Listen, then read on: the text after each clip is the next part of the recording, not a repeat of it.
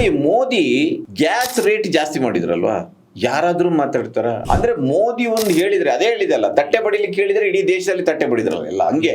ಇವತ್ತು ದೊಡ್ಡ ಕೂಗೇನಿದೆ, ಗ್ಯಾರಂಟಿ ಸ್ಕೀಮಿನಿಂದಾಗಿ ನಮ್ಗೆ ದುಡ್ಡೇ ಬರ್ತಾ ಇಲ್ಲ, ಇಲ್ಲರೇ ಗ್ಯಾರಂಟಿಯಿಂದಾಗಿ ಈ MLA ಈಗ ವಿರೋಧ ಮಾಡುದು. ಯಾಕಂದ್ರೆ ಅವ್ರಿಗೆ ಈಗ ಫಂಡ್ ಸಿಗ್ತಾ ಅವ್ರಿಗೆ ಬೇಕಾಗಿ ಅವ್ರಿಗೆ ಫಂಡ್ ಸಿಗ್ತಾ ಇಲ್ಲ ಸರ್. ಈ ತರ ವಿಚಾರಗಳು ಚರ್ಚೆ ಆಗ್ತಿಲ್ಲ ಸರ್.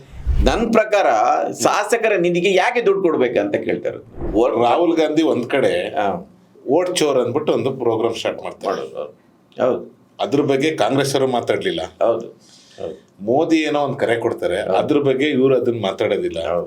ಚಿಲುಮೆಯಲ್ಲಿ ನೀವು ಏನು ಮಾಡಿದಿರಿ ಅದಕ್ಕೂ ನನ್ನ ಪ್ರಕಾರ ಮಹದೇವಪುರದ ಈ ವೋಟ್ ಚೋರಿಗೆ ಒಂದು ಲಿಂಕ್ ಇದೆ. ಹೌದು, ಇಲೆಕ್ಷನ್ ಕಮಿಷನ್ ಹಾಕಿದ ಎಲ್ಲ ರೂಲ್ಗಳನ್ನು ಒಬೆ ಮಾಡಿ ವಿನ್ ಆಗಿದ್ದೇನೆ ಅಂತ ಹೇಳಿದ್ರೆ ಅವರ ಕಾಲಿಗೆ ಸಾಷ್ಟಾಂಗ ನಮಸ್ಕಾರ ಆಗ್ತೇನೆ ನಾನು. ಯಾರಾದ್ರೂ ಒಬ್ರು ಪ್ಲಾನ್ ಏನಿದೆ, ನ್ಯಾಷನಲ್ ಹೆರಾಲ್ಡ್ ಕೇಸಲ್ಲಿ ರಾಹುಲ್ ಗಾಂಧಿಯನ್ನು ಒಂದು ತಿಂಗಳು ಒಳಗೆ ಹಾಕಿ ಅವರು ಡಿಸ್ಕ್ವಾಲಿಫೈ ಮಾಡೋದು ಅಂತ ಇರ್ಬೋದು. ಅದು ದುರುದ್ದೇಶ. ಅದು ಗ್ಯಾರಂಟಿ ಸ್ಕೀಮ್ಗಳು ತಂದ್ರು. ಕರ್ನಾಟಕದಲ್ಲಿ 65,000 ಕೋಟಿ ರೂಪಾಯಿ ಅದಕ್ಕೆ ಖರ್ಚಾಗ್ತಾ ಇದೆ. ನೀವು ಅದರ ಬೆನಿಫಿಟ್ ತಗೊಳ್ತಾ ಇದ್ರೆ, ಯಾರ್ಯಾರು ಗ್ಯಾರಂಟಿ ಸ್ಕೀಮ್ಗೆ ಫಲಾನುಭವಿಗಳು ಅವರೇ ಗ್ಯಾರಂಟಿ ಸ್ಕೀಮ್ಗೆ ಬೈತಾ ಇರೋದು. ಗ್ಯಾರಂಟಿ ಅವನು ಮನೆಯಲ್ಲಿ ಸಿಗುತ್ತೆ ಅವನಿಗೆ ಗ್ಯಾರಂಟಿ ಸ್ಕೀಮು. ಹೆಣ್ಮಕ್ಳಿಗೆ ಕೊಟ್ಟು ಬಿಟ್ರೆ ಅಲ್ಲಿ ನಮಗೆ ಸಾರಾಯಿ ರೇಟ್ ಜಾಸ್ತಿ ಮಾಡಿದ್ರು, ಇದಕ್ಕೆ ಕೊಟ್ಟು ಬಿಟ್ರು. ಈ ರೀತಿಯ ನೋಡಿ, ಮೋದಿ ಗ್ಯಾಸ್ ರೇಟ್ ಜಾಸ್ತಿ ಮಾಡಿದ್ರಲ್ವಾ, ಯಾರಾದ್ರೂ ಮಾತಾಡ್ತಾರ? 500, 600, 300, 400, 500 ರೂಪಾಯಿ ಇದ್ದಿಗೆ 1000 ರೂಪಾಯಿ ಮೇಲೆ ಹೋಗಿದೆ, 1300 ತಗೊಂಡು ಹೋಗಿದೆ. ಯಾರು ಅದನ್ನು ಮಾತಾಡ್ತಾ ಇಲ್ಲ. ನೀವು ಅದು ನಿಜವಾದ ಅದರ ಬಗ್ಗೆ ಮಾತಾಡ್ಬೇಕಲ್ವಾ. ಗ್ಯಾರಂಟಿ ಸ್ಕೀಮಿನಿಂದಾಗಿ ಕರ್ನಾಟಕದ ಒಂದೊಂದು ಫ್ಯಾಮಿಲಿಯಲ್ಲಿ ಒಂದು 5,000 to 10,000 ರೂಪಾಯಿ ಎಕ್ಸ್ಟ್ರಾ ಇನ್ಕಮ್ ಹೋಗ್ತಾ ಇದೆ. ಅದು ಡೈರೆಕ್ಟ್ ಅವರಿಗೆ ಹೋಗ್ತಾ ಇದೆ. ಅದರಲ್ಲಿ 40% ಕಮಿಷನ್ ಏನಿಲ್ಲ, ಡೈರೆಕ್ಟ್ ಹೋಗ್ತಾ ಇದೆ. ಅದು ಸರಿಯಾದ ತಪ್ಪ ಆಮೇಲೆ ವಿಚಾರ. ನೀವು ಅದರ ಅಡ್ವಾಂಟೇಜ್ ಅನ್ನು ನೀವು ತಗೊಳ್ಬೇಕಲ್ವಾ. ನೀವು ಗ್ಯಾರಂಟಿ ಸ್ಕೀಮ್ನನ್ನು ತಗೊಂಡು ನೀವು BJPಗೆ ಓಟ್ ಹಾಕಿದರೆ ಇವು ಅಂದರೆ ಆ ರೀತಿ ಸಣ್ಣದನ್ನು ಕೊಟ್ಟು ಅವರು ಹೇಗೆ ಪ್ರಚಾರ ತಗೊಳ್ತಾ ಇದ್ದಾರೆ ನೋಡಿದರೆ ಅದನ್ನು ಅಂದರೆ ಇಡೀ ಅದರ ಪಾರ್ಟಿ ವರ್ಕರ್ಸು ಮತ್ತು ಅವರದ್ದು ನೆಟ್ವರ್ಕ್ ಇದೆಯಲ್ಲ, ಅದು ಒಂದು ಆ ಸಿಸ್ಟಮಲ್ಲಿ ಕೆಲಸ ಮಾಡ್ತಾ ಇದೆ. ಇಲ್ಲಿ ಏನಾಗುತ್ತೆ, ರಾಹುಲ್ ಗಾಂಧಿಯವರು ಅವ್ರು ಹೇಳ್ತಾ ತಿರುಗಾಡ್ತಾನೇ ಇದ್ದಾರೆ. ಅದರ ಕೆಳಗಡೆ ಪಾರ್ಟಿಯಲ್ಲಿ ಅದನ್ನು ಯಾರು ನೋಡಿ, ನಾನು ಬೆಸ್ಟ್ ಎಕ್ಸಾಂಪಲ್ ಹೇಳ್ತೇನೆ. ಡಿಮಾನಿಟೈಸೇಷನ್ ಆಯ್ತಲ್ಲ, ಆಗ ಬೆಳಗಾವಿ ಅಧಿವೇಶನ ನಡೀತಾ ಇತ್ತು, ವಿಧಾನಸಭಾ ಅಧಿವೇಶನ ನಡೀತಾ ಇತ್ತು. ಆ ಡಿಮಾನಿಟೈಸೇಷನ್ ಇಡೀ ರಾಷ್ಟ್ರ ಮಟ್ಟದಲ್ಲಿ ಅದಕ್ಕೊಂದು ಪ್ರತಿಭಟನೆ ಮಾಡಬೇಕಂತ ಇದ್ದು, ಅದರಿಂದ ಒಂದು ದಿನ ಅಧಿವೇಶನಕ್ಕೆ ರಜೆ ಕೊಟ್ಟರು. ನಾನು ಆ ಮೀಟಿಂಗ್ನಲ್ಲಿ ಇದ್ದೆ. ನಾನು ಹೇಳಿದೆ ರಜೆ ಕೊಡ್ಬೇಕು ಸರ್, ಪ್ರೊಟೆಸ್ಟ್ ಎಲ್ಲ ಮಾಡಬೇಕು ಅಂತ ಹೇಳಿದ್ರು. ಮರುದಿವಸ ಅಷ್ಟೊತ್ತಿಗೆ ನಾನು ಕೆಲವರ ಹೆಸರು ಹೇಳೋದಿಲ್ಲ, ಭಾಳ ತಿಳಿದವರು, ಲರ್ನಡ್ ಸೀನಿಯರ್ ಕಾಂಗ್ರೆಸ್ ಲೀಡರ್ಗಳು, ಅವ್ರು ಹೇಳ್ತಾ ಇದ್ದರು, ಈ ಡಿಮಾನಿಟೈಸೇಷನಿಂದ ಸ್ವಲ್ಪ ಒಳ್ಳೆಯದೂ ಆಗ್ತಾ ಇದೆ, ಸ್ವಲ್ಪ ಕೆಟ್ಟದ್ದು ಆಗ್ತಾ ಇದೆ ಅಂತ. ಅದರ ನಂತರ ರಾಹುಲ್ ಗಾಂಧಿ ಹೋಗಿ ATMನ ಹೊರಗಡೆ ಕ್ಯೂನಲ್ಲಿ ನಿಂತ, ಪ್ರೊಟೆಸ್ಟ್ ಅಂತ. ಕರ್ನಾಟಕದಲ್ಲಿ ಯಾರೂ ನಿಂತಿಲ್ಲ. ನೀವು ಅಂಥದ್ದೊಂದು ಪ್ರೊಟೆಸ್ಟಿಗೆ ನಾಳೆ ಮೋದಿ ಕಾಲ್ ಕೊಟ್ಟರೆ, ನಾನು ATMನ ಎದುರಿಗೆ ಪ್ರೊಟೆಸ್ಟ್ ಮಾಡಲಿಕ್ಕೆ ನಿಲ್ತೇನೆ ಅಂತ ಹೇಳಿದರೆ ಇಡೀ ದೇಶದಲ್ಲಿ BJPಯವರು ಕ್ಯೂನಲ್ಲಿ ನಿಲ್ತಾರೆ. ಆಯಿತಾ? ಏನೋದು ಮೈ ಬಿ ಏನೋ ಅವನು ಸ್ಲೋಗನ್ ಮಾಡಿದ ನೋಡಿ, ಈ ಚೋರ್ ಮತ್ತು ಇದರ ನಡುವೆ ಆದಾಗ ಒಂದು ಸ್ಲೋಗನ್ ಕೊಟ್ಟ, ಎತ್ತದೊಂದು ಇತ್ತದು, ಮೈ ಬಿ ಚೌಕಿದಾರ್ ಚೌಕಿದಾರ್ ಅಂತ ಹೇಳಿದಲ್ಲ. ಎಲ್ಲರೂ ಅವರ ಇದರಲ್ಲಿ ಸ್ಟೇಟಸ್ ಅಲ್ಲೆಲ್ಲ ಹಾಕ್ಬಿಟ್ರು. ಅಂದ್ರೆ ಅದು ಈಗ ಹೋಗಿದ್ದಾರೆ, ಅದು ಬೇರೆ. ಅಂದ್ರೆ ಮೋದಿ ಒಂದು ಹೇಳಿದ್ರೆ ಅದೇ ಹೇಳಿದಲ್ಲ, ತಟ್ಟೆ ಬಡಿಲಿಕ್ಕೆ ಹೇಳಿದ್ರೆ ಇಡೀ ದೇಶದಲ್ಲಿ ತಟ್ಟೆ ಬಡಿದ್ರಲ್ಲ ಎಲ್ಲ ಹಂಗೆ. ಆದರೆ ಕಾಂಗ್ರೆಸ್ನಲ್ಲಿ ರಾಹುಲ್ ಗಾಂಧಿ ಹೋಗಿ ATMನ ಎದುರಿಗೆ ಪ್ರೊಟೆಸ್ಟ್ ಮಾಡ್ತಾ ಇದ್ದಾನೆ, ಇವರು ಇಲ್ಲಿ ಕೂತ್ಕೊಂಡು ಅದರಿಂದ ಸ್ವಲ್ಪ ಒಳ್ಳೇದು ಆಗ್ತಾ ಇದೀರಿ ಅಂತ ಕತೆ ಕಟ್ತಾ ಇದ್ದಾರೆ ಇವರು. ನೀವು ಒಳ್ಳೇದಾಗ್ತದ ಕೆಟ್ಟ ಕಥೆ ಆಗ್ತದೆ ಬೇರೆ. ನಿಮ್ಮ ಲೀಡರ್ ಹೇಳಿದಾಗ ಯು ಶುಡ್ ಫಾಲೋ. ಅದು ಪಾರ್ಟಿ ಕ್ಯಾಡರ್ ಆ ರೀತಿ ಮಾಡಬೇಕು. ಇದು ಸಮಸ್ಯೆ. ಇದು ನಮ್ಮದು ಗ್ಯಾರಂಟಿ ಸ್ಕೀಮಿನಿಂದ ರಾಜ್ಯದ ಆರ್ಥಿಕ ಪರಿಸ್ಥಿತಿ ಹಾಳಾಗುತ್ತಾ ಕೆಟ್ಟದಾಗುತ್ತೆ ಮಾತ್ರ ಅಲ್ಲ, ಕಾಂಗ್ರೆಸ್ ಇದು ಕಾರ್ಯಕ್ರಮ ಗ್ಯಾರಂಟಿಯಿಂದ ಒಳ್ಳೇದಾಗ್ತದೆ ಅಂತ ಎಲ್ಲರೂ ಹೇಳ್ಬೇಕು. ಇಲ್ಲರೇ ಗ್ಯಾರಂಟಿಯಿಂದಾಗಿ ಈ MLA ಈಗ ವಿರೋಧ ಮಾಡೋದು. ಯಾಕೆಂದ್ರೆ ಅವ್ರಿಗೆ ಈಗ ಫಂಡ್ ಸಿಗ್ತಾ ಅವ್ರಿಗೆ ಫಂಡ್ ಸಿಗ್ತಾ ಇಲ್ಲ. ಆ ದುಡ್ಡನ್ನು MLA ಕೊಟ್ಟು ಬಿಟ್ಟಿದ್ರೆ ಅದರಲ್ಲಿ ಒಂದು 40% ಸಿಗುತ್ತೆ ಅಲ್ಲ ಅವರಿಗೆ ಮಿನಿಮಮ್. ಈಗ ಇವರು ನನ್ನ ಪ್ರಕಾರ ಶಾಸಕರ ನಿಧಿಗೆ ಯಾಕೆ ದುಡ್ಡು ಕೊಡ್ಬೇಕಂತ ಕೇಳ್ತಾ ಇರೋದು. MP ಲಾಡನ್ನು ಈಗ ನರೇಂದ್ರ ಮೋದಿ ಅವರೇ ನಿಲ್ಲಿಸಿಬಿಟ್ರು. ಒಳ್ಳೆ ಕೆಲಸ ನನ್ನ ಪ್ರಕಾರ. ನಿಮ್ಮ ಕ್ಷೇತ್ರದಲ್ಲಿ ನಿಮಗೆ ಶಾಲೆ ಆಗ್ಬೇಕಾ, ರಸ್ತೆ ಆಗ್ಬೇಕಾ, ಆಸ್ಪತ್ರೆ ಆಗ್ಬೇಕಾ, ಏನಾಗ್ಬೇಕು, ನಿಮ್ಗೆ ಇರಿಗೇಷನ್ ದುಡ್ಡು ಬೇಕಾ, ಜಿಲ್ಲಾ ಪಂಚಾಯತಿ ಇದೆ, ಅದಕ್ಕೆ ದುಡ್ಡು ಕೊಡ್ತಾರೆ. ನಿಮ್ಮ PWD ಇದೆ, ಇರಿಗೇಷನ್ ಡಿಪಾರ್ಟ್ಮೆಂಟ್, ಅವ್ರು ಕೆಲಸ ಮಾಡ್ತಾರೆ. ನಿಮ್ಮ ಕೈಗೆ ಯಾಕೆ ದುಡ್ಡು ಕೊಡ್ಬೇಕಂತ ನಾನು ಕೇಳ್ತಾ ಇರೋದು. ನಿಮ್ಮ ಕೈಗೆ ಯಾಕ್ರಿ ದುಡ್ಡು ಕೊಡ್ಬೇಕು? ನೀವು ಒಂದು ಜಡ್ಪಿ ಒಂದು ಗೌರ್ಮೆಂಟ್ ಕೆಲಸ ಮಾಡ್ತದೆ ಇಲ್ವಾ ಅಂತ ನೀವು ಮಾನಿಟರ್ ಮಾಡಬೇಕು. ಅದಕ್ಕಾಗಿ ನಿಮ್ಮನ್ನು ಶಾಸಕರನ್ನಾಗಿ ಮಾಡಿ ಅದಕ್ಕೆ ಸಂಬಳ ಕೊಡ್ತಾರೆ ಸಪರೇಟ್ ಆಗಿ. ಅದಕ್ಕೆ ಕೊಡ್ತಾರೆ. ನೀವು ಅದಕ್ಕೆ ಆ ಭರವಸೆ ಕೊಟ್ಟು ನಾವು ನಿಮಗೆ ಒಬ್ಬ ಕಾಂಟ್ರಾಕ್ಟರ್ಗೆ ದುಡ್ಡು ಕೊಟ್ಟಾಗಿ ನಿಮ್ಗೆ ಯಾಕೆ ದುಡ್ಡು ಕೊಡ್ಬೇಕು? ನನಗೆ ಅರ್ಥನೇ ಆಗ್ತಾ ಇಲ್ಲ. ಇದು ಯಾರಾದರೂ ಇದನ್ನು ಕೋರ್ಟಿಗೆ ಹೋಗಿ ಅದನ್ನ ತೆಗಿಬೇಕು. ಅದನ್ನು ನಾನು ಬಹುಶಃ ಅವರು ಸ್ಪೆಂಡ್ ಮಾಡಿರ್ತಾರಲ್ಲ. ಎಕ್ಸಾಕ್ಟ್ಲಿ, ಬಹುಶಃ ಅಲ್ಲ, ಅದೇ ಉದ್ದೇಶ ಅದು. ಅದಕ್ಕಾಗಿ ನೀವು ಯಾವ ಶಾಸಕರನ್ನು ಕೇಳಿ, ನಾನು ಈ ಸಂದರ್ಭದಲ್ಲಿ ನನಗೆ ಸ್ವಲ್ಪ ವಿರೋಧ ಮಾಡ್ಬೋದು ಯಾರಾದರೂ, ಬಟ್ ಇದನ್ನ ಜನ ಪ್ರೊಟೆಸ್ಟ್ ಮಾಡಿ ಇವರ ಕೈಗೆ ಯಾಕೆ ದುಡ್ಡು? ಮೊನ್ನೆ MLC-ಗಳಿಗೆಲ್ಲ ಹೋಗಿ ನಮಗೂ 50 ಕೋಟಿ ರೂಪಾಯಿ ಕೊಟ್ಟು, ಅದೇ ನಿಮ್ಗೆ ಯಾಕ್ರಿ ದುಡ್ಡು ಕೊಡಬೇಕು? ಸರ್ಕಾರಕ್ಕೆ ಒಂದು ಬಜೆಟ್ ಇದೆ, ಜಿಲ್ಲಾ ಪಂಚಾಯತಿಗೆ ಒಂದು ಬಜೆಟ್ ಇದೆ, ನಗರಸಭೆಗೆ ಒಂದು ಬಜೆಟ್ ಇದೆ. ಆ ಬಜೆಟ್ ಪ್ರಕಾರ ಕೆಲಸ ಮಾಡಬೇಕು. ನಗರಸಭೆಗೆ ದುಡ್ಡು ಕೊಡಿ, ಗ್ರಾಮ ಪಂಚಾಯತ್ಗೆ ದುಡ್ಡು ಕೊಡಿ, ತಾಲೂಕ್ ಪಂಚಾಯತ್ಗೆ ದುಡ್ಡು ಕೊಡಿ, ಜಿಲ್ಲಾ ಪಂಚಾಯತ್ಗೆ ದುಡ್ಡು ಕೊಡಿ, ಅವ್ರು ಕೆಲಸ ಮಾಡ್ತಾರೆ. ಅದು ಬಿಟ್ಟು ನಿಮ್ಗೇನು ಕೆಲಸ? ಅದು ನಿಮ್ಮ ಶಾಸಕರು ಕೆಲಸ ಮಾಡಿಸೋದು, ಶಾಸನವನ್ನು ಮಾಡ್ಲಿಕ್ಕೆ ಇರೋದು. ಶಾಸಕ ಅಂದ್ರೆ ಶಾಸನವನ್ನು ಮಾಡ್ಲಿಕ್ಕೆ ಇರೋದು. ಮತ್ತು ನೀವು ಅವ್ರು ಕೆಲಸ ಮಾಡಿದಾಗ ಬ್ಯೂರೋಕ್ರಸಿ ಸರಿಯಾಗಿ ಕೆಲಸ ಮಾಡ್ತಾ ಇದೆಯಾ? ಲೋಕೋಪಯೋಗಿ ಅಲ್ಲಿ ಇಂಜಿನಿಯರ್ಗಳಿಗೆ ದುಡ್ಡು ತಿಂತಾ ಇದ್ದಾರಾ? ರಸ್ತೆಗೆ ಜಲ್ಲಿ ಆಗ್ತಾ ಇದ್ದಾರಾ? ಅಲ್ಲ ಮಣ್ಣು ಆಗ್ತಾ ಇದ್ದಾರಾ? ನೋಡ್ಲಿಕ್ಕೆ ಇರೋದು. ನೀವು ರಸ್ತೆ ಮಾಡ್ಲಿಕ್ಕೆ ನಿಮ್ಗೆ ಯಾಕೆ ದುಡ್ಡು ಕೊಡಬೇಕು? PW ಡಿಪಾರ್ಟ್ಮೆಂಟ್ ಇಲ್ವಾ? ನಿಮ್ಗೆ ಯಾಕೆ ದುಡ್ಡು ಕೊಡ್ಬೇಕಂತ ಕೇಳಬೇಕು. ಅದು ಇವತ್ತು ದೊಡ್ಡ ಕೂಗೇನಿದೆ, ಗ್ಯಾರಂಟಿ ಸ್ಕೀಮಿನಿಂದಾಗಿ ನಮಗೆ ದುಡ್ಡೇ ಬರ್ತಾ ಇಲ್ಲ, ನಮಗೆ ಗುಡ್ತಾ ಇಲ್ಲ, ನಮ್ಗೆ 50 ಕೋಟಿ ಕೊಡಬೇಕು. ಅಲ್ರಿ ನಿಮ್ಗೆ ಯಾಕೆ ದುಡ್ಡು ಕೊಡ್ಬೇಕಂತ ಇದನ್ನ ನಾನು ಹೇಳಿದ್ದು ಸಿವಿಲ್ ಸೊಸೈಟಿ ಇದನ್ನು ಸೀರಿಯಸ್ ಆಗಿ ಕೇಳ್ಬೇಕು. ಸರ್, ಈ ತರ ವಿಚಾರಗಳು ಚರ್ಚೆ ಆಗ್ತಿಲ್ಲ ಸರ್ ಮಾಧ್ಯಮದಲ್ಲಿ ಚರ್ಚೆ ಬಿಡಿ, ವಿಧಾನಸಭಾ ಮಂಡಲದಲ್ಲಿ ಚರ್ಚೆ ಆಗಿತ್ತ ಕೇಳಿ ನೀವು. ಇದು ಚರ್ಚೆ ಆಗ್ಬೇಕ. ಈಗ ನೋಡಿ, ಇವತ್ತೊಂದು ಅಡ್ವರ್ಟೈಸ್ಮೆಂಟ್, ಇವತ್ತೊಂದು ನ್ಯೂಸ್ ನೋಡಿದೆ. ನನ್ನ ಪ್ರಕಾರ ಅದು ಒಳ್ಳೆ ಸುದ್ದಿ. ಏನಂದ್ರೆ BJPಯವರು ರಸ್ತೆ ಗುಂಡಿಗಳನ್ನು ಮುಚ್ಚಿ ಒಂದು ಮೆರವಣಿಗೆ ಮಾಡ್ತಾ ಇದ್ದಾರೆ ಇಡೀ ಸ್ಟೇಟಲ್ಲಿ. ಇವತ್ತು ನೋಡಿದರೆ ನಾನು ಹೇಳ್ತಾ ಇರೋದು, ನಿಮ್ಮ ಗ್ಯಾರಂಟಿ ಸ್ಕೀಮು ಅದು ಇದು ಚೆನ್ನಾಗಿದೆ, ಅದರ ಬಗ್ಗೆ ನಾನು ತಕರಾರಿಲ್ಲ. ಆದರೆ ರಸ್ತೆಗಳು ಇಷ್ಟೊಂದು ಅಧ್ವಾನ ಕೊಟ್ಟು ಹೋಗಿದೆ ಅಂದರೆ, ನಮಗೆ ಬೇರೆ ರಾಜ್ಯಗಳಿಂದ ಮಾತಾಡೋರು ಹೇಳ್ತಾರೆ, ಏನ್ರಿ ನಿಮ್ಮ IT ಕಂಪನಿಗಳ ಬಿಟ್ಟು ಹೋಗ್ತಾ ಇದೆ ಅಂತೆ, ಎಲ್ಲ ರಸ್ತೆಗಳು ಗುಂಡಿ ಬಿದ್ದಿದೆ ಅಂತೆ ಎಲ್ಲ ಇದ್ದಾಗ, ನೀವು ವಿರೋಧ ಪಕ್ಷಗಳು ಇದನ್ನೊಂದು ಕ್ಯಾಂಪೇನ್ ಮಾಡಬೇಕಿತ್ತು. ಅವರು ಮಾತಾಡ್ತಾ ಇಲ್ಲ. ಅವರದ್ದು ಬೇರೆನೆ, ಧರ್ಮಸ್ಥಳದ ಮೆರವಣಿಗೆ ಹೊರಡೋದು, ಮತ್ತೊಂದು ಮಾಡೋದು, ಈ ಕಮ್ಯುನಲ್ ಇಶ್ಯೂಸ್ಗಳನ್ನು ತಗೊಳ್ಳೋದು, ಇದನ್ನು ಮಾಡ್ತಾ ಇದ್ರು. ರಸ್ತೆಗಳ ಅಧ್ವಾನ ಆಗಿದ್ದಾಗ ಒಂದು ವಿರೋಧ ಪಕ್ಷವಾಗಿ ಅದನ್ನೊಂದು ದೊಡ್ಡ ಕಾರ್ಯಕ್ರಮವಾಗಿ ತಗೊಳ್ಬೇಕಿತ್ತು. ಅದನ್ನು ಅವ್ರು ಮಾಡ್ತಾ ಇಲ್ಲ. ಸೊ ಅಂಥದ್ದನ್ನು ಚರ್ಚೆ ಮಾಡಬೇಕು ಅಂತ ನಮಗೆ ಅನಿಸುತ್ತದೆ. ಸೊ ಚರ್ಚೆ ಮಾಡ್ತಾರೆ ಅಂತ ಏನಾದ್ರು ಇಲ್ಲ. ಇವತ್ತು ನನಗೆ ಅದಕ್ಕೆ ಹೇಳಿದ್ದು, ನಾನು ಇವತ್ತು ಬೆಳಿಗ್ಗೆ ಪೇಪರ್ ನೋಡ್ತಿದ್ದೆ, ಬಹಳ ದಿನಗಳ ನಂತರ BJPಯವರು ರಸ್ತೆ ಗುಂಡಿ ಮುಚ್ಚಿ ಒಂದು ಚಳವಳಿ ಮಾಡ್ತಾ ಇದ್ದಾರೆ. ಅದು ಮಾಡಿ ನೋಡಿ, ವಿರೋಧ ಪಕ್ಷದವರು ಇಂಥ ರಚನಾತ್ಮಕವಾದ ಕೆಲಸವನ್ನು ಒಂದು ವಿರೋಧ ಪಕ್ಷ ಅದನ್ನು ಮಾಡಬೇಕು. ಅದು ಬಿಟ್ಟು ನೀವು ಸಿದ್ದರಾಮಯ್ಯನವರು ಅದು ಏನು ಮೀನ್ ತಿಂದ್ರ, ಅವರ ಕಾರಲ್ಲಿ ಕಾಗೆ ಕೂತ್ರ, ಅದು ಪ್ರಶ್ನೆ ಅಲ್ಲ.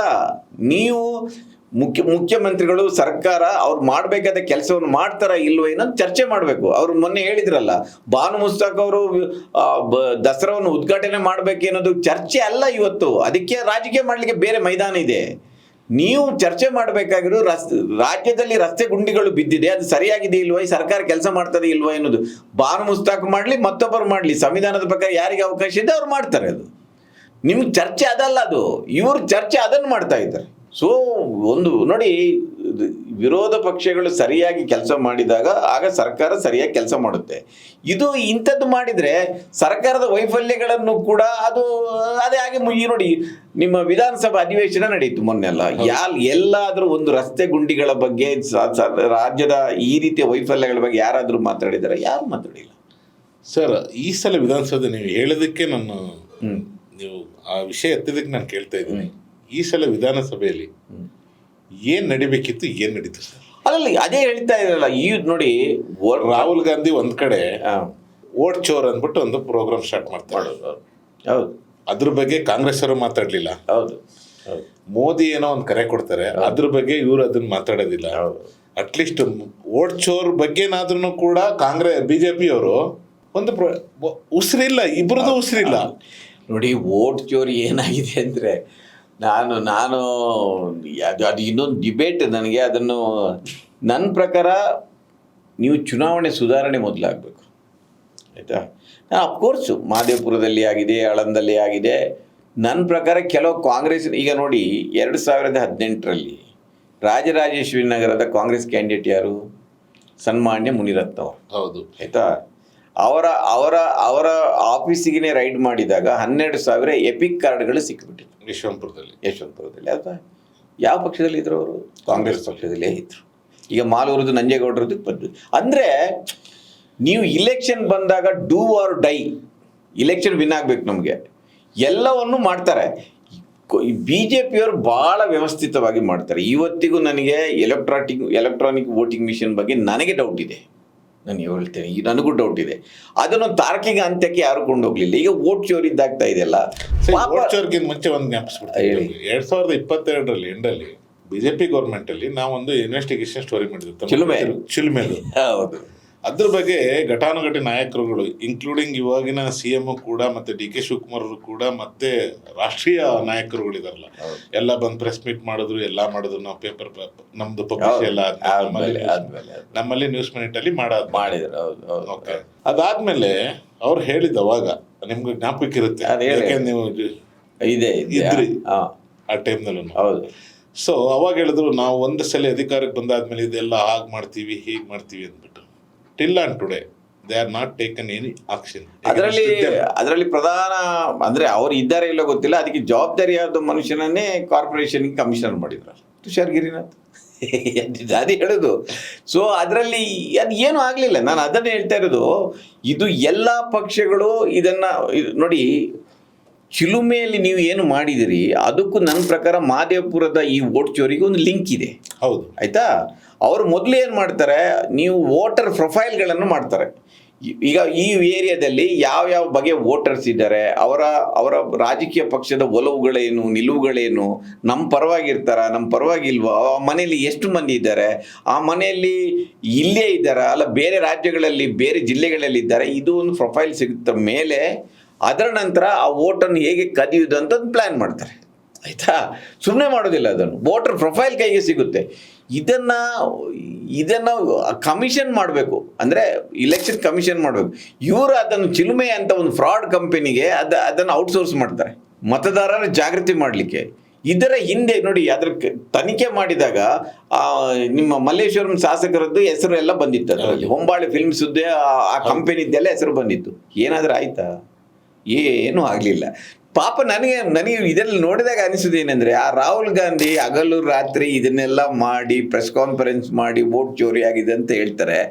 ಗ್ರೌಂಡ್ ಲೆವೆಲಲ್ಲಿ ಇವರು ಯಾರಾದರೂ ಎಕ್ಸ್ಪೋಸ್ ಮಾಡಬೇಕಲ್ಲ ಅದನ್ನು. ಹೌದು, ಅದು ರಾಹುಲ್ ಗಾಂಧಿಯೇ ಮಾಡ್ಬೇಕು ಅದನ್ನು ಮಾಡಿಲ್ಲ. ಚಿಲುಮೆ ನೋಡಿ, ಅದು ಬಹಳ ದೊಡ್ಡ ಇಶ್ಯೂ. ನಾನು ಅದನ್ನು ಗಮನಿಸ್ತಾ ಇದ್ದೆ. ಅದು ಕೇವಲ ಬೆಂಗಳೂರಲ್ಲಿ ಆಗಿದೆ ಅಂತ ನನಗೇನು ಅನಿಸೋದಿಲ್ಲ, ಬೇರೆ ಕಡೆನೂ ಆಗಿದೆ. ಬೇರೆ ಕಡೆ ಅದು ಯಾರು ಅದನ್ನು ಇನ್ವೆಸ್ಟಿಗೇಟ್ ಮಾಡಿ ಹೊರಗೆ ತಂದಿಲ್ಲ. ನನ್ನ ಪ್ರಕಾರ ರಾಷ್ಟ್ರ ಮಟ್ಟದಲ್ಲೂ ಆಗಿರ್ಬೋದು. ಒಂದು ಏರಿಯಾದ ವೋಟಿಂಗ್ ಪ್ರೊಫೈಲ್ ಎಲ್ಲ ನೋಡಿ ಯಾರು ವೋಟ್ ಹಾಕ್ತಾರೆ, ಯಾರಿಲ್ಲ, ಯಾರಿಗೆ ದುಡ್ಡು ಕೊಡಬೇಕು, ಯಾರಿಗೆ ದುಡ್ಡು ಕೊಡಬಾರದು, ಇದನ್ನೆಲ್ಲ ಇವತ್ತಿನ ಪೊಲಿಟಿಷಿಯನ್ಸ್ ಕೂಡ ಅವರು ಟೆಕ್ನಿಕಲಿ ಭಾಳ ಮುಂದೆ ಹೋಗ್ಬಿಟ್ಟಿದ್ದಾರೆ, ಸ್ಟ್ರಾಂಗ್ ಇದ್ದಾರೆ. ಸೊ ಅದನ್ನೆಲ್ಲ ಮಾಡಿದ್ದಾರೆ. ಬಟ್ ಪ್ರಶ್ನೆ ಅದೇ, ಇಲೆಕ್ಷನ್ ಸುಧಾರಣೆಗಳ ಬಗ್ಗೆ ಒಂದು ಚರ್ಚೆ ಆಗದಿದ್ದರೆ ನಿಮ್ಮ ಇಡೀ ರಾಜಕೀಯ ಅದರ ಸುಧಾರಣೆ ಮಾಡಲಿಕ್ಕೆ ಆಗೋದಿಲ್ಲ ಅಂತ. ಅಂದರೆ ಒಬ್ಬ ಸಾಮಾನ್ಯ ಮನುಷ್ಯ ಕೂಡ ಈಗ 95 ಲಕ್ಷ ರೂಪಾಯಿ ಖರ್ಚು ಅಷ್ಟೇ ಮಾಡಿ ಅವನು ಲೋಕಸಭೆಗೆ ಇಲೆಕ್ಟ್ ಆಗಿ ಹೋಗುವಾಗೆ ಇರಬೇಕು. ಆಗುತ್ತಾ? ಈಗ ಇನ್ನು 535 ಮಂದಿ ಏನೋ MP ಗಳಿದ್ದಾರೆ, ಒಂದು 224 ಮಂದಿ ಶಾಸಕರಿದ್ದಾರೆ. ಅವರಲ್ಲಿ ಯಾರಾದರೂ ಒಬ್ಬರು ಮುಂದೆ ಬಂದು ನಾನು ಇಲೆಕ್ಷನ್ ಕಮಿಷನ್ ಹಾಕಿದ ಎಲ್ಲ ರೂಲ್ಗಳನ್ನು ಒಬೆ ಮಾಡಿ ವಿನ್ ಆಗಿದ್ದೇನೆ ಅಂತ ಹೇಳಿದರೆ ಅವರ ಕಾಲಿಗೆ ಸಾಷ್ಟಾಂಗ ನಮಸ್ಕಾರ ಆಗ್ತೇನೆ. ಯಾರಾದರೂ ಇಲೆಕ್ಷನ್ ಕಮಿಷನ್ ಏನು ನಿಗದಿಪಡಿಸಿದೆ ಅದಕ್ಕಿಂತ ಅಷ್ಟೇ ಖರ್ಚು ಮಾಡಿ ನಾನು MP ಆಗಿದ್ದೇನೆ, ನಾನು MLA ಆಗಿದ್ದೇನೆ ಅಂತ ಹೇಳಿದರೆ ನಾನು ಹೋಗಿ ಅವ್ರಿಗೆ ಸಾಷ್ಟಾಂಗ ನಮಸ್ಕಾರ. ಅದು ಸಾಧ್ಯನೇ ಇಲ್ಲ. ಆಯಿತಾ? ಅಲ್ಲಿಂದಲೇ ಇದರ ಶುರುವಾಗುತ್ತೆ. ನೀವು ಇಲೆಕ್ಷನ್ ಕಮಿಷನ್ 95 ಲಕ್ಷ ಮಾಡ್ತೀರಿ, ನೀವು 95 ಕೋಟಿ ರೂಪಾಯಿ ಖರ್ಚು ಮಾಡ್ತೀರಿ. ಆಯಿತಾ? ಮಿನಿಮಮ್ ಒಂದು ಶಾಸಕ ಆಯ್ಕೆಯಾಗಿ ಬರಲಿಕ್ಕೆ 10 ರಿಂದ 15 ಕೋಟಿ ಮಿನಿಮಮ್. ಒಬ್ಬ ಶಾಸಕ ಒಬ್ಬ MP ಆಗಲಿಕ್ಕೆ ಅವನಿಗೆ ಒಂದು 35 ರಿಂದ 50 ಕೋಟಿ ರೂಪಾಯಿ ಒಂದು ಮಿನಿಮಮ್. ಎಲ್ಲಿಂದ ತರ್ತೀರಿ ಅದನ್ನು? ಅಲ್ಲಿಯೇ ಆದರೂ ಇದೆ, ದುಡ್ಡಿದ್ದವನು ಮಾತ್ರ ಕಂಟೆಸ್ಟ್ ಮಾಡೋ ಸ್ಥಿತಿ ಇದೆ ಇವತ್ತು. ನೋಡಿ, ಎಲೆಕ್ಟ್ರಲ್ ರಿಫಾರ್ಮ್, ಈ ಎಲೆಕ್ಷನ್ಗೆ ನೀವು ಚಿಲುಮೆ ತಂದ್ರಲ್ಲ, ನೀವು ಅಷ್ಟು ಪಾಪ ಕೆಲಸ ಮಾಡಿದಾರಲ್ಲ, ಈ ಎಲೆಕ್ಟ್ರಲ್ ರಿಫಾರ್ಮ್ಸ್ ಆಗದಿದ್ದರೆ ಅದು ಆಗೋದಿಲ್ಲ. ಎಲೆಕ್ಟ್ರಲ್ ರಿಫಾರ್ಮ್ಸ್ ಆಗಬೇಕು. ಎಲೆಕ್ಟ್ರಲ್ ರಿಫಾರ್ಮ್ಸ್ನ ಭಾಳ ಒಂದು ಮೇಜರ್ ಇದೆ, ಅದನ್ನು ಯಾರೂ ಮಾತಾಡ್ತಾ ಇಲ್ಲ. ಒಂದು ಮೇಜರ್ ಏನಿದೆ ಅಂದರೆ ಹೀನಸ್ ಕ್ರೈಮ್. ನೋಡಿ, ಈಗಿನ ADR ಅಂತ ಇದೆ ಆ ಸಂಸ್ಥೆ, ತ್ರಿಲೋಚನ್ ಶಾಸ್ತ್ರಿ ಎಲ್ಲ ಇದ್ದಾರೆ, ಅವರೊಂದು ರಿಪೋರ್ಟ್ ತೆಗೆದು ನೋಡಿ, ಸೆಂಟ್ರಲಲ್ಲಿ ಸುಮಾರು 275 ಮಂದಿ MP ಗಳ ವಿರುದ್ಧ ಕ್ರಿಮಿನಲ್ ಬ್ಯಾಕ್ಗ್ರೌಂಡ್ ಅವರು ಇದ್ದಾರೆ. ಹೌದು. ಅದರಲ್ಲಿ 175 ಮಂದಿಯ ವಿರುದ್ಧ ಸೀರಿಯಸ್ ಆದ ಕ್ರೈಮ್ ಇದೆ. ಹೌದು. ಅಂದ್ರೆ murder, attempt to murder, rape, extortion ಮತ್ತು ಕಿಡ್ನಾಪಿಂಗ್. ಸೊ ಇಂಥವರ ಹೀನಸ್ ಕ್ರೈಮ್ ಏನು ಇರುತ್ತೆ ಅಂಥವರಿಗಾದ್ರೂ ಅವರ ಅಪೀಲ್ಗಳು ಎಷ್ಟೇ ಪೆಂಡಿಂಗ್ ಇರಲಿ ಅವರಿಗೆ ಟಿಕೆಟ್ ಕೊಡಬಾರದು ಅಂತ ಇದೆ. ನೀವು ಅದು ಒಂದನ್ನು ತಂದರೆ ಒಂದು ಅರ್ಧದಷ್ಟಾದರೂ ಒಂದು ಕ್ಲೀನ್ ಆಗುತ್ತೆ. ಸ್ವಲ್ಪ ಸುಬಗರು ಏನಿದ್ದಾರೆ, ಒಳ್ಳೆಯವರಿದ್ದಾರೆ, ಅವ್ರಿಗೆ ಟಿಕೆಟ್ ಸಿಗುತ್ತೆ. ಇವತ್ತು ಜೈಲಲ್ಲಿ ಇದ್ದುಕೊಂಡು ಕೂಡ ಈಗ ಮೊನ್ನೆ BJPಯವರು ಒಂದು ಏನೋ ಪ್ಲಾನ್ ಮಾಡ್ತಾ ಇದ್ದಾರೆ. ಅದಕ್ಕೆ ಒಂದು ರಾಜಕೀಯ ದುರುದ್ದೇಶ ಇದೆ. 1 ತಿಂಗಳು ಜೈಲಲ್ಲಿ ಇದ್ದವನಿಗೆ ಅವನು ಡಿಸ್ಕ್ವಾಲಿಫೈ ಮಾಡೋದು. ಅವರ ಪ್ಲಾನ್ ಏನಿದೆ, ನ್ಯಾಷನಲ್ ಹೆರಾಲ್ಡ್ ಕೇಸಲ್ಲಿ ರಾಹುಲ್ ಗಾಂಧಿಯನ್ನು 1 ತಿಂಗಳು ಒಳಗೆ ಹಾಕಿ ಅವರು ಡಿಸ್ಕ್ವಾಲಿಫೈ ಮಾಡೋದು ಅಂತ ಇರ್ಬೋದು. ಅದು ದುರುದ್ದೇಶ. ಅದು ನಾನು ಅದನ್ನು ಹೇಳ್ತಾ ಇರಲಿಲ್ಲ. ಎಲೆಕ್ಟ್ರಲ್ ರಿಫಾರ್ಮ್ಸ್ ಅದು ಕಮಿಟಿ ಮೇಲೆ ಕಮಿಟಿ ಮಾಡಿದೆ, ಅದನ್ನು ಒಂದನ್ನು ತಂದರೆ ಸುಧಾರಣೆ ಆಗಿದೆ. ಅದರ ಬಗ್ಗೆ ಯಾರೂ ಮಾತಾಡ್ತಾ ಇಲ್ಲ. ನಾನು ಇವತ್ತು ರಾಹುಲ್ ಗಾಂಧಿ ಒಂದೊಂದು ಇನ್ಸಿಡೆಂಟ್ಗಳನ್ನು ಇಟ್ಟು ಮಾತಾಡೋದಿಲ್ಲ. ಕಾಂಗ್ರೆಸ್ ಅದನ್ನು ನೆಕ್ಸ್ಟ್ ಮ್ಯಾನಿಫೆಸ್ಟೋಲ್ಲಿ ಹೇಳಬೇಕು. ನಾವು ಎಲೆಕ್ಟ್ರಲ್ ರಿವ್ಯೂ, ಸ್ಟೇಟ್ ಫಂಡಿಂಗ್ ಬಗ್ಗೆ ಮಾತಾಡಬೇಕು, ರೈಟ್ ಟು ರಿಕಾಲ್ ಮಾಡಬೇಕು. ಈಗ ನೀವು ಇಲೆಕ್ಷನ್ನಲ್ಲಿ ಒಬ್ಬ ಇನ್ಕಮ್ ಅಫಿಡವಿಟ್ ಆಗ್ತಾನೆ, ಅದು ತಿಳ್ಕೊಳ್ಳಿ. ಅದರ ನಂತರ ಅದನ್ನು ಯಾರಾದರೂ ಅದರ ಬಗ್ಗೆ ಎನ್ಕ್ವೈರಿ ಮಾಡಿರ್ತಾರೆ. ಈಗ ನನ್ನ ಇನ್ಕಮು 2 ಕೋಟಿ ಇದೆ ಅಂತ ಡಿಕ್ಲೇರ್ ಮಾಡಿದೆ ಅಂತ ತಿಳ್ಕೊಳ್ಳಿ. ನಾನು ಸಬ್ಮಿಟ್ ಮಾಡಿದ್ದೇನೆ. ನಾನು ಏನಾದರೂ ಬಚ್ಚಿಟ್ಟಿದ್ದೇನೆ ಇಲ್ವ ಅಂತ ಯಾರು ಇನ್ವೆಸ್ಟಿಗೇಷನ್ ಮಾಡುವವರು? ಇಲೆಕ್ಷನ್ ನಡೆದು ಹೋದ್ಮೇಲೆ ಅದರ ಬಗ್ಗೆ ಯಾರು ಕೇಳೋದಿಲ್ಲ. ಏನು ಮಾಡಬೇಕಂದ್ರೆ ನೀವು ಇನ್ಕಮ್ ಅಫಿಡವಿಟ್ ಹಾಕಿದಿರಲ್ಲ, ಅದನ್ನು ಇಮಿಡಿಯೇಟ್ IT ಡಿಪಾರ್ಟ್ಮೆಂಟಿಗೆ ಕೊಡಬೇಕು. ಕೊಟ್ಟು ಅದನ್ನ ಇನ್ವೆಸ್ಟಿಗೇಷನ್ ಮಾಡ್ಲಿಕ್ಕೆ ಹೇಳ್ಬೇಕು. ಅಲ್ಲಿಂದ ಒಂದು NOC ತರಬೇಕು. ನೀವು ಮಾಡಿದ್ದು ಇದೆಯಾ, ಬೇನಾಮಿ ಇದೆಯಾ, ಇವ್ರದ್ದು ಏನು ಮಾಡಿದರೆ, ಬಚ್ಚಿಟ್ಟಿದ್ದಾರಾ, ಯಾರ ಬಿದ್ರು ಮಾಡಬೇಕು. ಆಗ ಈಗೇನಾದರೆ ಅದೊಂದು ರಿಚುವಲ್ ಆಗಿಬಿಟ್ಟಿದೆ. ಅವರು ಅಫಿಡವಿಟ್ ಸಲ್ಲಿಸಿಬಿಡೋದು, ಅದರ ನಂತರ ಇಲೆಕ್ಷನ್ ಮುಗಿದ ಮೇಲೆ ಎಲ್ಲ ಮರ್ತು ಬಿಡೋದು. ಅದ್ರ ಬಗ್ಗೆ ಏನೂ ಆಗೋದಿಲ್ಲ. ಸೊ ಎಲೆಕ್ಟ್ರಲ್ ರಿಫಾರ್ಮ್ಸ್ ಭಾಳ ಮುಖ್ಯ. ನೀವು ಎಲೆಕ್ಟ್ರಲ್ ಬಾಂಡ್ ಬಗ್ಗೆ ಹೇಳಿದ್ರಿ, ಈ ಚಿಲುಮೆ ಬಗ್ಗೆ ಹೇಳಿದ್ರಿ. ಇದು ನೀವು ನೋಡಿ ಮತ್ತೆ ಬರೋದು ಎಲೆಕ್ಟ್ರಲ್ ರಿಫಾರ್ಮ್ಸ್ ಬಗ್ಗೆನೇ. ಒಬ್ಬ ಸಾಮಾನ್ಯ ಮನುಷ್ಯ, ಒಬ್ಬ ಸೋಷಿಯಲ್, ಈಗ ನಿಮ್ಮಂಥವ್ರು ನಮ್ಮಂಥವ್ರು ನಾವು ಹೋಗಿ ಇಲೆಕ್ಷನ್ ನಿಲ್ಲುವಂಥ ಪರಿಸ್ಥಿತಿ ಬರಬೇಕು. ಇವತ್ತಿಲ್ಲ ಅದು. ಇವತ್ತು ದುಡ್ಡಿದು ನೀವು ಟಿಕೆಟ್ ಕೇಳಲಿಕ್ಕೆ ಹೋದರೆ ನೀನು ಎಷ್ಟು ಸೋಷಿಯಲ್ ಸರ್ವಿಸ್ ಮಾಡಿದೀನಿ ಅಂತ ಹೇಳಿದಿಲ್ಲ, ಎಷ್ಟು ದುಡ್ಡು ಇಟ್ಕೊಂಡಿದ್ದೀವಿ ಅಂತ. ಹೌದು. ಆಮೇಲೆ ನಿನ್ನ ಜಾತಿ ಯಾವುದಂತ, ನಿನಗೆ ದೊಡ್ಡ ಜಾತಿ, ನೀವು ಹೆಚ್ಚು ಜನಸಂಖ್ಯೆ ಜಾತಿ ಆದರೆ ನಿನಗೆ ಪ್ರಿಫರೆನ್ಸ್ ಕೊಡೋದು. ಸಣ್ಣ ಪುಟ್ಟ ಜಾತಿಗಳಿಗೆ ಈಗ ಅಲೆಮಾರಿಗಳು ಯಾರು ಇರ್ತಾರೆ ಅಂತ ಹೇಳಿ ಅವರಿಗೆ ಒಂದು ಗ್ರಾಮ ಪಂಚಾಯತಿಗೆ ಹೋಗ್ಲಿಕ್ಕೆ ಆಗೋದಿಲ್ಲ. ಇವತ್ತು ಗ್ರಾಮ ಪಂಚಾಯತ್ ಇಲೆಕ್ಷನ್ ನೋಡಿ, ಡೆಲ್ಲಿ, ಈ ಬ್ಯಾಂಗ್ಳೂರ್ನವರು ಹೋಗಿ ಚಿಕ್ಕನಾಗಿನಲ್ಲಿ, ತುಮಕೂರಿನ ಹಳ್ಳಿಗಳಲ್ಲಿ ಗ್ರಾಮ ಪಂಚಾಯತಿಗೆ ನಿಲ್ತಾ ಇದ್ದಾರೆ. ಹೌದು, ಒಂದು ಆಗಿಬಿಡುವ ದುಡ್ಡು ಚೆಲ್ಲಿ. ಸೊ ಇಲೆಕ್ಷನ್ನ ಕರಪ್ಷನ್ ಇದೆಯಲ್ಲ, ಅದು ಕೆಳಗಡೆ ಹೋಗ್ತಾ ಇದೆ. ಹೆಚ್ಚಿನ ವಿಡಿಯೋಗಳಿಗೆ ಪ್ರತಿಧ್ವನಿ ಯೂಟ್ಯೂಬ್ ಚಾನೆಲ್ ಸಬ್ಸ್ಕ್ರೈಬ್ ಮಾಡಿ, ಬೆಲ್ ಐಕಾನ್ ಕ್ಲಿಕ್ ಮಾಡಿ.